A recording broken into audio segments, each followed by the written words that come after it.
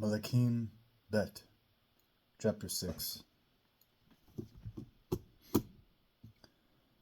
The guild prophets said to Elisha, "As you can see, the place where we are living in order to be with you is too small for us.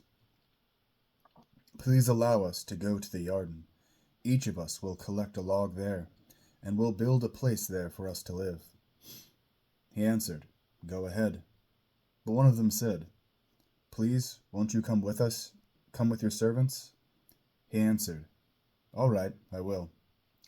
So he went with them. When they arrived at the Yarden, they cut down trees. But as one was felling a tree trunk, the head of his axe fell in the water. "Oh no," he cried. "My master, it was a borrowed one." The man of God asked, "Where did it fall?" He showed him the place. Then Elisha cut a stick, threw it in there, and the iron axe head floated to the surface. "Lift it out," he said. So he put out his hand and took it.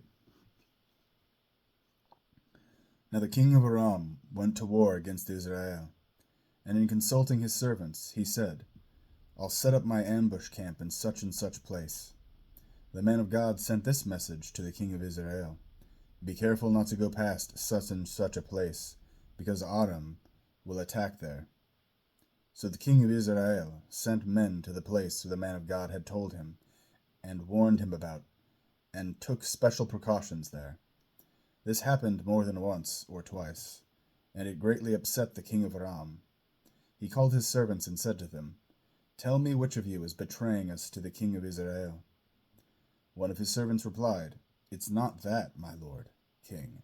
Rather, Elisha, the prophet who is in Israel, tells the king of Israel the words you speak privately in your own bedroom." He said, "Go and see where he is, so that I can send and bring him here." They told him, "He's in Dotan." So he sent horses, chariots, and a large army there. They came by night and surrounded the city. The servant of the man of God got up early in the morning. On going outside, he saw an army with horses and chariots surrounding the city. His servant said to him, "Oh, my master, this is terrible. What are we going to do?" He answered, "Don't be afraid. Those who are with us outnumber those who are with them." Elisha prayed, "Adonai, I ask you to open his eyes so that he can see." Then Adonai opened the young man's eyes, and he saw there before him, all around Elisha, the mountain was covered with horses and fiery chariots. When they came down to him, Elisha prayed to Adonai, "Please strike these people blind." And he struck them blind, as Elisha had asked. Next Elisha told them, "You've lost your way, and this isn't even the right city. Follow me, and I'll take you to the man you're looking for." Then he led them to Shomron. On their arrival in Shomron, Elisha said, "Adonai, open the eyes of these men so that they can see."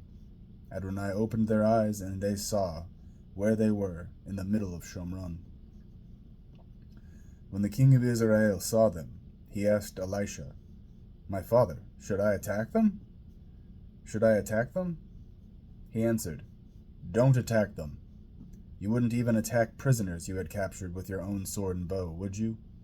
So give them food to eat and water to drink, and let them return to their master." So he provided well for them, and after they had eaten and drunk, he sent them away, and they returned to their master. After that, no more raiding parties entered the land of Israel from Aram. But some time afterward, Ben-Hadad, king of Aram, gathered all his army, went up and laid siege to Shomron. At the time, there was a severe famine in Shomron, and they maintained their siege until a donkey's head sold for 80 pieces of silver, and half a pint of dove's dung for 5 pieces of silver. As the king of Israel was passing by on the wall, a woman cried out to him, "Help, my lord king!" He said, "If Adonai isn't helping you, how do you expect me to help you? There isn't any grain, and there isn't any wine." Then the king asked her, "What's troubling you?" She answered, "This woman said to me, 'Give me your son so that we can eat him today, and we'll eat my son tomorrow.' So we boiled my son and ate him. The next day I said to her, 'Give your son so that we can eat him.' But she has hidden her son." When the king heard what the woman said, he tore his clothes. At the time he was passing by on the wall, and when the people looked, they saw him there, with sackcloth against his skin. Then he said, "May God do terrible things to me, and worse ones too, if the head of Elisha, the son of Shaphat, remains on his body by day's end." Elisha was sitting in his house, and the leaders were sitting there with him. The king sent a messenger ahead, but before he arrived, Elisha said to the leaders, "Do you see how this son of a murderer has sent someone to remove my head? Look, when the messenger comes, close the door and keep it shut against him. You can hear his master's footsteps following right behind him." While he was still speaking, the messenger arrived with this message from the king: "Hear, this evil is from Adonai. Why should I wait for Adonai any longer?"